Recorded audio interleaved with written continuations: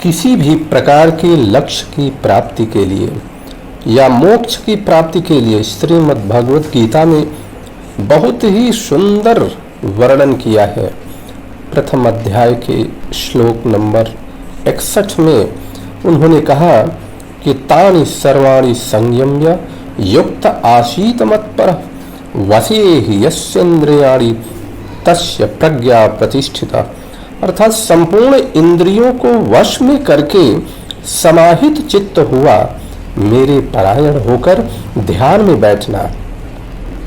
क्योंकि जिसकी इंद्रियां वश में नहीं होती हैं वो समझिए स्थिर नहीं होता, और जिसकी इंद्रियां वश में होती हैं वही स्थिर होता है और वही लक्ष्य अर्थात मोक्ष की प्राप्ति करता है।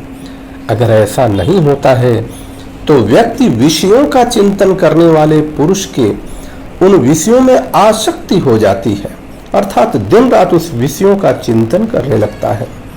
आसक्ति से उन विषयों में कामना उत्पन्न हो जाती है और कामना में विघ्न पड़ने पर क्रोध उत्पन्न होता है। अर्थात अगर आप इस चीज को समझने का प्रयास करें कि हमें क्रोध कैसे उत्पन्न होता है, तो व्यवहारिक रूप से भी आप अगर समझेंगे तो आपको समझ में आएगा कि हमने किसी भी प्रकार की कामना किया है और उस कामना को पूर्ण न होने के कारण हमारे अंदर क्रोध का भाव उत्पन्न हुआ। और क्रोध जब उत्पन्न होता है तो क्या होता है? क्रोधाद्वति सम्मोह, सम्मोह स्मृति विभ्रमः, स्मृति भ्रंशाद बुद्धिनाशो, बुद्धिनाशात् पश्यन्ति। क्रोध से मूढ़ भाव उत्पन्न हो जाता है, मूढ़ भाव से स्मृति में भ्रम उत्पन्न हो जाता है, स्मृति में भ्रम से बुद्धिनाश हो जाता है, बुद्धिनाश से व्यक्ति अपने स्थिति से गिर जाता है। अर्थात जब आपको क्रोध उत्पन्न हो जाएगा तो निश्चित रूप से आप ऐसा निर्णय लेंगे कि जिससे आप अपने स्थिति से नीचे चले जाएंगे। व्यक्ति को जीवन में सफलता प्राप्त करनी है, वह सफलता चाहे भौतिक हो या मोक्ष रूपी हो, तो भी उसे क्रोध का नाश करना ही पड़ेगा। यहाँ यह भी समझना होगा कि क्रोध को सही सही परिभाषित करने की आवश्यकता है।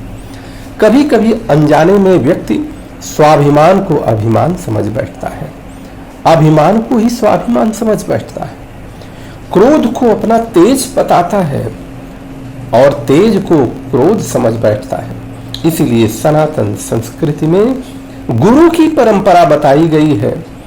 वह दिव्य व्यक्ति गुरु जो यह बताता है कि गोविंद कौन है, अर्थात वो बताता है, सही सही शब्दों को परिभाषित करके वो आपको ज्ञान देता है और आप उस ज्ञान के द्वारा किसी भी प्रकार के लक्ष्य की प्राप्ति करते हैं या मोक्ष की प्राप्ति करते हैं।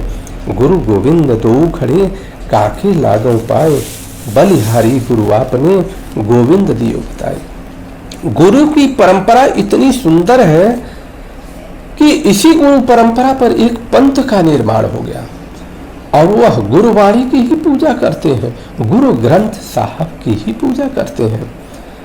अर्थात सनातन में जो पहले ही बताया गया है गुरु की महिमा, उसी को उन्होंने इस तरह से पूजा, गुरुवाणी की पूजा, गुरु ग्रंथ साहब की पूजा प्रारंभ कर दिया। पूजा का अर्थ केवल ईश्वर की साधना में बैठना नहीं है, हर कार्य में ईश्वर को देखना, ईश्वर की साधना करना ही पूजा है। इसी विचार को गलत ढंग से प्रसारित कर आजकल बहुत सारे लोग तथाकथित प्रवचनकर्ता भी खुद की ही पूजा करवाने लगे हैं। ध्यान दीजिए, आप पूजा करवाना प्रारंभ मत करिए। जो शिष्य आपसे प्रभावित होगा वह निश्चित रूप से आपकी पूजा करेगा। मानव से गलतियां हो सकती हैं परंतु ईश्वर से गलती नहीं होती, और अगर हम मानव हैं तो हम अपने आप को ईश्वर न समझ बैठे। बहुत सारी चीजों को देखने से ये मिलता है कि लक्ष्य की प्राप्ति के लिए आपको ये सारी चीजें करना आवश्यक ही है। और श्रीमद् भगवद गीता, श्री रामचरितमानस जैसे महान ग्रंथ जिसको डॉक्टर एपीजे अब्दुल कलाम जी भी अपना साथ रखते थे और अध्ययन करते थे। इस प्रकार से आपको इसका ध्यान देना होगा और हमें इस बात का भी ध्यान देना होगा कि जीवन निर्माण के लिए हमें हमारे महापुरुषों के द्वारा ईश्वर प्रदत्त जो वाणी है, श्रीमद् भगवद गीता, श्री रामचरितमानस इत्यादि के द्वारा जो नीतियां सिखाई गई हैं, उन नीतियों का पालन करना होगा।